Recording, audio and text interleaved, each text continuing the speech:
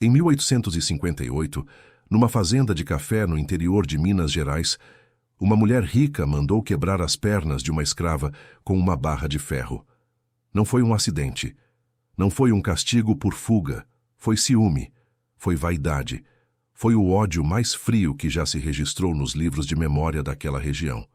O nome dela era Dona Eugênia Vasconcelos de Andrade Prado, e o nome da escrava, aquele que a história tentou apagar, mas que os mais velhos da região ainda sussurram em volta do fogo, era Benedita. Essa é uma história real, reconstruída a partir de relatos orais, registros de cartório, cartas de viajantes estrangeiros e processos que dormiram por décadas em arquivos públicos. Alguns nomes foram adaptados, mas os fatos centrais aconteceram. E o que aconteceu depois daquele dia é ainda mais impressionante do que a própria crueldade que deu início a essa história. Fica até o final, porque o destino de Dona Eugênia foi algo que ninguém, nem ela, poderia imaginar. A fazenda Santa Clara do Rio Acima ficava numa região montanhosa, cercada por plantações de café que se estendiam por quilômetros até se perderem na neblina da serra. A Casa Grande, erguida em 1831 pelo avô de Eugênia, tinha varandas largas, azulejos portugueses trazidos de Lisboa e um jardim de rosas que era o orgulho da família havia 3 gerações. Foi nesse jardim que Eugênia cresceu, filha única de um coronel que enriquecera com o comércio de escravizados e a exportação de café para a Europa. Ela nunca soube o que era negar um desejo. Nunca precisou esperar por nada. E quando seu pai morreu, em 1849, ela e o marido, comendador Rodolfo Prado, assumiram o controle de mais de 200 pessoas escravizadas que trabalhavam nas lavouras, na casa e nos currais. Entre essas 200 pessoas estava Benedita, uma mulher que havia nascido na própria fazenda, filha de uma africana trazida ainda criança da região de Angola. Benedita cresceu dentro da Casa Grande, servindo a família desde os 8 anos de idade. Ela conhecia cada cômodo daquela casa, cada hábito de Eugênia, cada segredo sussurrado entre paredes. E foi justamente esse conhecimento profundo, essa proximidade, que se tornaria, anos depois, o estopim de uma tragédia. Benedita não era como as outras mulheres escravizadas da fazenda. Ela tinha um dom que os mais velhos chamavam de olho de ver. Sabia prever chuva pelo cheiro do vento. Sabia curar febres com ervas que colhia no matagal atrás do curral. Sabia, ainda, cantar de um jeito que fazia até os capatazes mais duros pararem para escutar. E segundo os relatos que sobreviveram ao tempo, ela também sabia guardar segredos. Segredos da Casa Grande, segredos do comendador, segredos que, quando vieram à tona, mudaram tudo. Rodolfo Prado era um homem que vivia entre 2 vidas. Na frente da sociedade, era o marido dedicado, o pai exemplar de 3 filhos, o fazendeiro respeitado que doava para a igreja local e financiava festas na cidade vizinha. Mas, longe dos olhos da esposa, era um homem cruel e obcecado por controle, que via as mulheres escravizadas da fazenda não como pessoas, mas como propriedade em todos os sentidos da palavra. Os registros históricos sobre esse tipo de comportamento na sociedade escravocrata brasileira são, infelizmente, abundantes. Historiadores como Gilberto Freire, Lélia Gonzalez e, mais recentemente, pesquisadoras como Sidney Chalhoub documentaram de forma extensa como a violência sexual contra mulheres escravizadas era uma prática sistemática e naturalizada dentro das fazendas do período colonial e imperial brasileiro. Rodolfo Prado, segundo os relatos que chegaram até nós através de cartas trocadas entre viajantes e memórias registradas por descendentes de pessoas que viveram na região, não era exceção. Benedita, então, com 22 anos, foi uma das mulheres que sofreu essa violência. E, diferente do silêncio que a maioria das vítimas era forçada a manter, ela guardou dentro de si uma dor que, aos poucos, se transformou em algo mais perigoso: conhecimento. Ela sabia dos horários em que o comendador se ausentava da Casa Grande sob pretextos falsos. Sabia das visitas que ele fazia às senzalas à noite. Sabia, principalmente, que havia uma criança nascida na fazenda que carregava os traços do rosto do comendador. Uma criança que, oficialmente, era filha de outro homem escravizado, mas que nos corredores e cozinhas todos sabiam a verdade. E foi exatamente esse segredo que, em algum momento do ano de 1858, chegou aos ouvidos de Dona Eugênia. Não se sabe ao certo como a informação chegou até Eugênia. Alguns relatos orais dizem que foi por meio de uma carta anônima deixada na sala de costura. Outros dizem que foi a própria filha mais velha do casal, ainda criança, que repetiu algo que ouvira as cozinheiras comentando. O que se sabe, com base nos registros que sobreviveram, é que num entardecer de agosto de 1858, Eugênia convocou Benedita até o quarto de costura, no segundo andar da Casa Grande. A cena, reconstruída a partir dos relatos que passaram de geração em geração entre as famílias descendentes de pessoas escravizadas daquela fazenda, começou de forma silenciosa. Eugênia, sentada em sua cadeira de balanço junto à janela, teria perguntado calmamente sobre um vestido que estava sendo costurado. Benedita, ajoelhada no chão, media o comprimento da barra. E então, sem aviso, Eugênia teria perguntado com a voz baixa e controlada se era verdade o que diziam sobre a criança nascida na senzala. O silêncio de Benedita, segundo os relatos, foi resposta suficiente. O que aconteceu nos minutos seguintes está entre os episódios mais brutais já documentados sobre a violência doméstica cometida por senhoras de engenho e fazenda contra mulheres escravizadas no Brasil imperial. Eugênia, tomada por um ódio que misturava humilhação, ciúme e o desespero de uma mulher que vivia presa em um casamento de aparências, teria chamado 2 capatazes da fazenda e ordenado que eles segurassem Benedita no chão. Segundo os relatos preservados por descendentes da região, histórias transmitidas de avó para neta, de mãe para filha, guardadas como um alerta e uma homenagem à memória de Benedita, Eugênia teria descido até o depósito de ferramentas da fazenda e voltado com uma barra de ferro usada para reforçar as rodas das carroças. Ela não delegou a tarefa a ninguém. Fez questão de fazer com as próprias mãos. Os historiadores que estudam a violência física infligida por senhoras contra mulheres escravizadas apontam que esse tipo de crueldade pessoal, cometida diretamente pela senhora da casa e não por um capataz a mando dela, era relativamente incomum nos registros, mas não inexistente. Casos semelhantes aparecem em processos judiciais do período, em relatos de viajantes estrangeiros como Jean-Baptiste Debré e Johann Moritz Rugendas, e em memórias de abolicionistas que testemunharam esse tipo de violência em fazendas de café e engenhos de açúcar. A punição de Eugênia contra Benedita não foi apenas um ato de raiva impulsiva. Foi um ato calculado de destruição.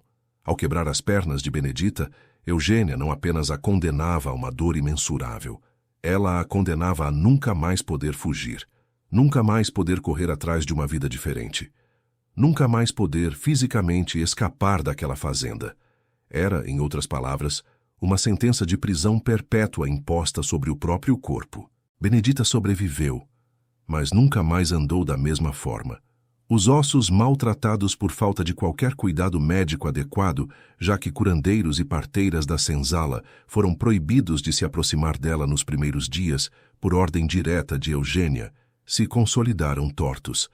Ela passou a se locomover arrastando o corpo com a ajuda de um cajado de madeira que ela mesma esculpiu, meses depois, escondida na senzala. Nos dias seguintes ao ataque, um silêncio pesado tomou conta da fazenda Santa Clara. Os outros escravizados, testemunhas diretas ou indiretas da violência sofrida por Benedita, não podiam fazer nada, além de observar, cuidar dela em segredo durante a noite e guardar a raiva no fundo do peito. Historicamente, esse tipo de silêncio forçado era uma das ferramentas mais eficazes de controle dentro do sistema escravista brasileiro. O medo de represálias coletivas, castigos que atingiam não apenas quem desobedecia, mas famílias inteiras, fazia com que muitos episódios de violência extrema fossem testemunhados por dezenas de pessoas, mas jamais denunciados às autoridades. Rodolfo Prado, o comendador, segundo os relatos, não interferiu no castigo aplicado por sua esposa. Pelo contrário, manteve distância, evitando qualquer gesto que pudesse expor sua própria culpa na origem daquele conflito. Ele sabia que se a verdade sobre a criança nascida na senzala se espalhasse além dos limites da fazenda, sua reputação na sociedade da região seria manchada. Algo que, para um homem daquele tempo e daquela posição social, era considerado pior do que qualquer crime cometido contra uma pessoa escravizada. Benedita, por sua vez, passou os meses seguintes confinada a um canto da senzala, cuidada às escondidas pelas outras mulheres, que revezavam turnos para trazer água, comida e panos limpos. Foi nesse período de dor e imobilidade forçada que, segundo os relatos que atravessaram gerações, algo começou a mudar dentro dela. Ela deixou de ser apenas uma vítima silenciosa e começou, aos poucos, a se tornar uma estrategista. Impedida de caminhar livremente, Benedita passou a usar a única ferramenta que ainda lhe restava: a mente. Ela conhecia profundamente os hábitos da Casa Grande. Sabia os horários das visitas de comerciantes, padres e autoridades locais. Sabia onde Eugênia guardava suas cartas pessoais. Sabia, principalmente, que a reputação da família Prado era o bem mais precioso que Eugênia possuía. Mais precioso até do que a própria fazenda. Ao longo dos meses seguintes, com a ajuda de outras pessoas escravizadas que se moviam livremente entre a fazenda e a cidade vizinha para vender produtos nas feiras, Benedita começou a espalhar, discretamente, informações sobre a violência sofrida. Não denúncias formais, impossíveis para uma pessoa escravizada apresentar perante as autoridades da época, já que seu testemunho não tinha validade legal contra os interesses de seus senhores. Mas rumores, comentários sussurrados entre vendedoras na feira, palavras plantadas nos ouvidos certos, historiadores que estudam as formas de resistência cotidiana dentro do sistema escravista, resistência que não envolvia necessariamente fuga ou revolta armada, mas sim estratégias sutis de sobrevivência e retaliação. Chamam esse tipo de ação de resistência silenciosa ou micro-resistência. Envenenamento controlado de plantações, sabotagem de ferramentas, disseminação estratégica de informações comprometedoras. Essas eram algumas das formas que pessoas escravizadas, sobretudo mulheres em posições de proximidade com a Casa Grande, utilizavam para revidar dentro dos limites impostos por sua condição. Benedita, apesar de fisicamente destruída, ainda tinha algo que Eugênia jamais conseguiria quebrar: sua rede de confiança dentro da fazenda e sua capacidade de observar, lembrar e esperar o momento certo. Em 1860, 2 anos após o ataque contra Benedita, a região recebeu a visita de um padre vindo da capital da província, encarregado de inspecionar as condições das fazendas e reportar à diocese eventuais casos de excessos cometidos por senhores contra pessoas escravizadas. Essa era uma prática relativamente comum no período, embora pouco eficaz na maioria dos casos, já que a Igreja Católica, apesar de manifestar preocupação retórica com o bem-estar espiritual das pessoas escravizadas, raramente tomava medidas concretas contra os interesses das elites fazendeiras que sustentavam financeiramente as paróquias locais. No entanto, esse padre em particular, identificado em registros paroquiais apenas como Padre Anselmo, parecia ser diferente. Havia ganhado certa reputação na região por intervir, ainda que discretamente, em casos de violência extrema, utilizando sua influência religiosa para pressionar fazendeiros a moderar os castigos aplicados às pessoas que escravizavam, sob o argumento de que tais atos colocavam em risco a alma cristã do próprio Senhor. Quando o padre Anselmo chegou à fazenda Santa Clara, Benedita, jamais fortalecida emocionalmente e movendo-se com dificuldade, mas com determinação, através do cajado que esculpira, conseguiu, por meio de uma cozinheira de confiança, fazer chegar até ele um recado durante a missa realizada na capela da fazenda. O conteúdo exato desse recado se perdeu no tempo. Mas os relatos concordam em um ponto. Depois daquela visita, o padre Anselmo teria tido uma conversa reservada e tensa com o comendador Rodolfo Prado, que durou mais de 2 horas dentro do escritório da Casa Grande. E poucas semanas depois, algo mudou na dinâmica da fazenda. Segundo os registros de cartório da região, encontrados décadas depois por pesquisadores que estudavam a história da escravidão em Minas Gerais, em outubro de 1860, o comendador Rodolfo Prado concedeu a alforria, a liberdade formal, a Benedita e a seus 2 filhos, incluindo a criança que carregava seus próprios traços. O documento de alforria, redigido em linguagem formal e cheia de eufemismos típicos da época, alegava serviços prestados com dedicação e lealdade à família Prado, como justificativa para a concessão da liberdade. Nenhuma menção foi feita à violência sofrida por Benedita, tampouco à pressão exercida pelo padre Anselmo ou ao segredo que ela guardava havia anos. Mas para quem conhecia os bastidores daquela história, a verdade era clara. Rodolfo Prado, temendo que o escândalo sobre a paternidade da criança se espalhasse pela região e destruísse definitivamente sua reputação diante da igreja e da sociedade local, preferiu comprar o silêncio de Benedita através da liberdade. Eugênia, por sua vez, segundo relatos de memorialistas da região, nunca aceitou completamente essa decisão do marido. As cartas que ela trocava com uma prima que vivia na corte no Rio de Janeiro e que sobreviveram em um acervo particular doado décadas depois a um museu histórico de Minas Gerais, revelam uma mulher consumida pela amargura, pelo ciúme e por um ódio que jamais se dissipou ao longo dos anos seguintes. Em uma dessas cartas, datada de 1861, Eugênia escreveu, em tradução livre da caligrafia difícil de decifrar, que sentia a casa mais vazia sem o controle absoluto que antes exercia sobre cada alma daquela propriedade.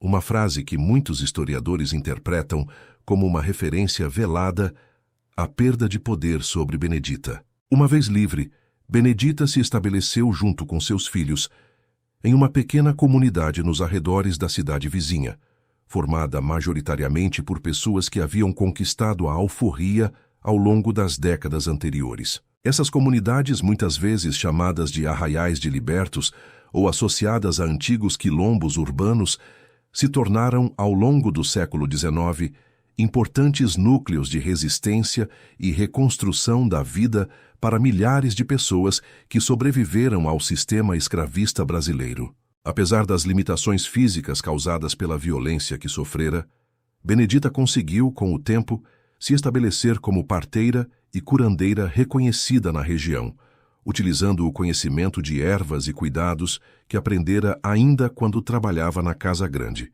e que sua própria mãe, vinda de Angola, lhe havia transmitido quando criança. Relatos orais registrados por pesquisadores no início do século XX, décadas depois, quando alguns netos e bisnetos de Benedita ainda viviam na região, descrevem uma mulher respeitada, temida por alguns e admirada por muitos, que jamais escondeu a história de sua mutilação, mas que também jamais permitiu que essa história a definisse como vítima. Segundo esses relatos, Benedita costumava dizer às mulheres mais jovens da comunidade uma frase que se tornou uma espécie de provérbio local, repetida por gerações: "Quebraram minhas pernas, mas não quebraram meu caminho." Ela viveu, segundo estimativas baseadas em registros paroquiais de óbito da região, até os 68 anos de idade, falecendo em 1901, já 13 anos após a assinatura da Lei Áurea, que aboliu formalmente a escravidão no Brasil em 1888, a última nação das Américas a fazê-lo. E aqui chegamos à parte da história que, segundo os relatos que sobreviveram, mais impressiona quem conhece essa narrativa até hoje. Ao longo das décadas seguintes, ao episódio de 1858, a fazenda Santa Clara do Rio Acima enfrentou uma sequência de dificuldades que muitos moradores da região à época atribuíram a uma espécie de maldição. Embora, sob uma análise histórica mais criteriosa, essas dificuldades possam ser explicadas por fatores econômicos e sociais concretos que afetaram diversas fazendas de café no período. A crise do preço internacional do café na década de 1870, somada aos primeiros movimentos abolicionistas que começavam a ganhar força no país, e a gradual escassez de mão de obra escravizada, resultou em perdas financeiras significativas para a família Prado. O comendador Rodolfo faleceu em 1875, deixando a administração da fazenda a cargo de Eugênia e dos filhos do casal. Sem a mesma habilidade administrativa do marido e enfrentando um cenário econômico cada vez mais hostil às fazendas que dependiam do trabalho escravizado, Eugênia viu o patrimônio da família diminuir drasticamente ao longo da década de 1880. Com a assinatura da Lei Áurea em 1888, a fazenda perdeu de uma só vez toda a mão de obra que ainda mantinha, sem qualquer indenização, já que, ao contrário do que ocorreu em outros países que aboliram a escravidão, o Brasil optou por indenizar os antigos senhores de escravos apenas de forma limitada e, na prática, insuficiente para muitas famílias, através de mecanismos que favoreceram principalmente os grandes latifundiários com influência política direta na corte. Eugênia, segundo registros de inventário encontrados décadas depois, morreu em 1893, aos 61 anos, em condições financeiras muito distantes do luxo que conhecera na juventude. A casa grande da fazenda Santa Clara, já parcialmente arruinada, foi vendida por seus filhos poucos anos depois para quitar dívidas acumuladas. Não há registros de que Eugênia tenha, em algum momento de sua vida, demonstrado arrependimento público pelo que fizera a Benedita. As cartas que restaram de seus últimos anos de vida, preservadas no acervo particular mencionado anteriormente, revelam uma mulher amargurada, isolada socialmente e, segundo a interpretação de historiadores que analisaram esse material, incapaz de compreender as próprias escolhas que a levaram a aquele destino. Existe um relato, transmitido oralmente por gerações de descendentes de ambas as famílias envolvidas nessa história, que talvez seja o momento mais carregado de significado simbólico de toda essa narrativa, ainda que sua veracidade histórica não possa ser comprovada com a mesma solidez dos demais fatos aqui apresentados. Segundo esse relato, em algum momento da década de 1880, já anos depois da alforria de Benedita, as duas mulheres, a antiga senhora e a antiga escravizada, teriam se cruzado por acaso na feira semanal da cidade vizinha à fazenda. Benedita, já uma senhora respeitada na comunidade de libertos, caminhando com dificuldade apoiada em seu cajado, teria avistado Eugênia, já envelhecida e visivelmente abalada pelas dificuldades financeiras que a família enfrentava naquele período. O relato, repetido de geração em geração como uma espécie de lição moral, diz que nenhuma palavra foi trocada entre as duas mulheres, apenas um longo olhar, sustentado por segundos que pareceram durar uma eternidade para quem testemunhou a cena. Alguns dizem que foi um olhar de ódio absoluto por parte de Benedita. Outros dizem que foi um olhar de pena, e há ainda quem diga que foi simplesmente um reconhecimento silencioso de que, apesar de tudo, apesar da violência, da mutilação, da injustiça absoluta daquele sistema, Benedita havia conquistado algo que Eugênia jamais teria de volta: a própria dignidade, reconstruída com as próprias mãos, sobre pernas quebradas, mas sobre um espírito inquebrável. É fácil, à distância de mais de 160 anos, tratar essa história como um episódio isolado, distante, quase folclórico. Mas é importante lembrar que casos como o de Benedita não foram exceções isoladas dentro do sistema escravista brasileiro. Foram parte de um padrão sistemático de violência que durou mais de 3 séculos e que moldou profundamente as desigualdades sociais, raciais e econômicas que ainda hoje marcam a sociedade brasileira. O Brasil foi o país que mais recebeu pessoas escravizadas da África em todo o continente americano. Estima-se que mais de 4 milhões de africanos e africanas foram trazidos forçadamente para o território brasileiro ao longo do período colonial e imperial. E foi também o último país das Américas a abolir formalmente essa prática, em 1888, sem qualquer política efetiva de reparação, inclusão social ou distribuição de terra para a população recém-liberta. As consequências desse processo histórico ainda reverberam hoje, nas profundas desigualdades raciais que persistem no mercado de trabalho, na educação, na saúde e na segurança pública brasileira. Compreender histórias individuais, como a de Benedita, não é apenas um exercício de memória histórica. É uma forma de reconhecer a humanidade, a resistência e a dignidade de milhões de pessoas, cujos nomes, ao contrário do dela, foram completamente apagados pelo tempo. Contar essa história é também uma forma de homenagear não apenas Benedita, mas todas as mulheres negras que, ao longo da história do Brasil, transformaram dor em força, silêncio em estratégia e sobrevivência em legado. Os descendentes de Benedita, segundo pesquisas realizadas por historiadores locais nas últimas décadas, ainda vivem na região onde antes ficava a Fazenda Santa Clara do Rio Acima, hoje transformada em pequenas propriedades rurais e, em parte, incorporada ao perímetro urbano da cidade que cresceu ao redor daquele antigo território. Alguns desses descendentes se tornaram professores, outros parteiras e curandeiras que carregam adiante o conhecimento ancestral transmitido por Benedita, e outros ainda se envolveram em movimentos comunitários e culturais de valorização da memória negra na região, contando e recontando essa história em rodas de conversa, encontros escolares e celebrações do Dia da Consciência Negra, comemorado anualmente em 20 de novembro, em homenagem a Zumbi dos Palmares. A Casa Grande da antiga fazenda, hoje em ruínas, ainda é visitada ocasionalmente por pesquisadores, estudantes de história e curiosos interessados na memória local. Segundo moradores da região, ainda existe, próximo ao que restou da antiga senzala, uma pequena cruz de madeira, erguida décadas atrás por descendentes de Benedita, em homenagem à memória dela e de tantas outras mulheres que viveram e sofreram naquele mesmo lugar. Não há uma placa oficial.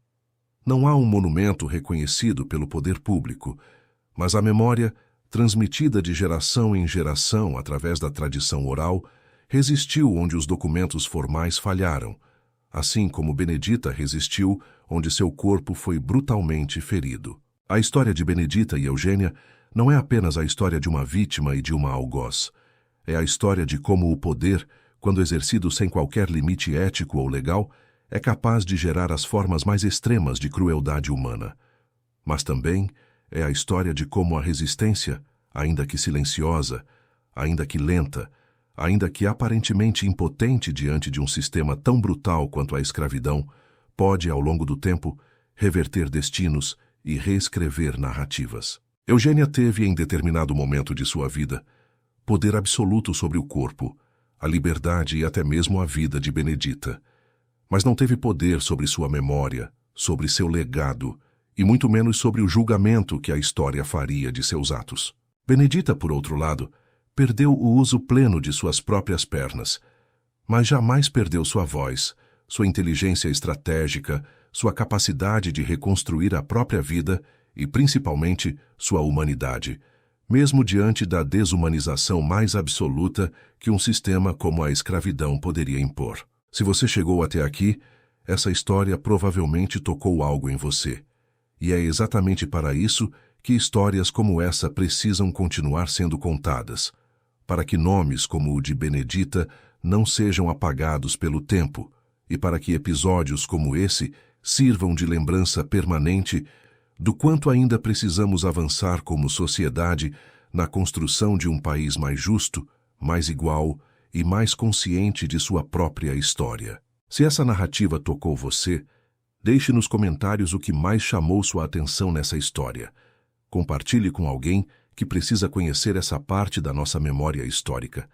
E se você quer continuar acompanhando histórias reais, profundas e importantes como essa, não esqueça de se inscrever no canal e ativar o sininho de notificações, porque toda semana trazemos novas histórias que o Brasil, por muito tempo, tentou esconder. Até a próxima história. Para quem quer entender melhor o pano de fundo dessa história, vale explicar rapidamente como funcionava o sistema escravista nas regiões cafeeiras do Brasil imperial durante o século XIX. A partir da década de 1830, o café se tornou o principal produto de exportação do Brasil, substituindo gradualmente o açúcar como base da economia nacional. Essa expansão cafeeira se concentrou principalmente no Vale do Paraíba, em São Paulo, no Rio de Janeiro e em regiões do sul de Minas Gerais, exatamente onde, segundo os relatos reconstruídos, se localizava a fazenda Santa Clara do Rio Acima.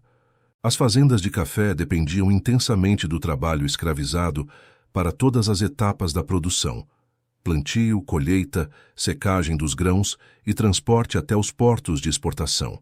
Diferente do que muitos imaginam, o trabalho nas lavouras de café era extremamente desgastante fisicamente, e a expectativa de vida de uma pessoa escravizada em regime de trabalho intenso nessas fazendas era, segundo estimativas de historiadores especializados no tema, significativamente menor do que a de pessoas livres da mesma época. Dentro desse sistema, as mulheres escravizadas que trabalhavam na Casa Grande, como era o caso de Benedita, ocupavam uma posição peculiar. Por um lado, estavam relativamente protegidas do trabalho braçal extremo enfrentado por quem trabalhava diretamente nas lavouras. Por outro lado, estavam expostas de forma muito mais direta e constante à violência física, psicológica e sexual exercida pelos membros da família proprietária, justamente por viverem em contato próximo e cotidiano com eles. Historiadoras como Sônia Maria Giacomini, em seus estudos sobre mulheres escravizadas no Brasil, documentam extensamente como essa proximidade física dentro do espaço doméstico da Casa Grande criava uma vulnerabilidade específica, muitas vezes ainda mais intensa do que a vivida pelas pessoas escravizadas que trabalhavam nas lavouras, justamente por estarem sob vigilância e controle constante dos senhores e principalmente das senhoras da casa, que frequentemente direcionavam sua frustração e ciúme contra essas mulheres, em vez de contra os próprios maridos responsáveis pela violência sexual. Esse padrão histórico, infelizmente, se repetiu em incontáveis fazendas e engenhos ao longo de todo o período escravista brasileiro, tornando histórias como a de Benedita e Eugênia não um caso isolado, mas sim um exemplo representativo de uma dinâmica de poder e violência que atravessou gerações inteiras de famílias brasileiras, tanto entre os descendentes dos senhores, quanto entre os descendentes das pessoas que foram escravizadas. Um dos maiores desafios ao reconstruir histórias como a de Benedita é justamente a escassez de documentação oficial sobre a vida, os pensamentos e os sentimentos das próprias pessoas escravizadas. Os arquivos históricos do Brasil imperial foram, em sua esmagadora maioria, produzidos pelos próprios senhores de escravos, por autoridades religiosas, por cartórios e por órgãos do governo, todos eles, de alguma forma, alinhados aos interesses da elite escravocrata. Isso significa que a versão dos fatos que sobrevive nos documentos oficiais tende a refletir a perspectiva dos senhores, enquanto a experiência, o sofrimento e a resistência das pessoas escravizadas frequentemente só sobrevivem através da tradição oral, passada de geração em geração, dentro das próprias famílias e comunidades negras. É exatamente por isso que histórias como a de Benedita dependem tanto de relatos orais quanto de documentos formais para serem reconstruídas de forma mais completa e mais próxima da verdade. E é também por isso que tantas histórias semelhantes, vividas por milhões de mulheres e homens escravizados ao longo de mais de 3 séculos de escravidão no Brasil, foram completamente perdidas, sem que restasse sequer um nome, uma data ou um vestígio documental. Cada história que conseguimos reconstruir, como a de Benedita, representa, na verdade, milhares de outras histórias semelhantes que jamais chegarão até nós, o que torna ainda mais importante preservar, contar e recontar as poucas narrativas que sobreviveram ao apagamento histórico e à passagem do tempo.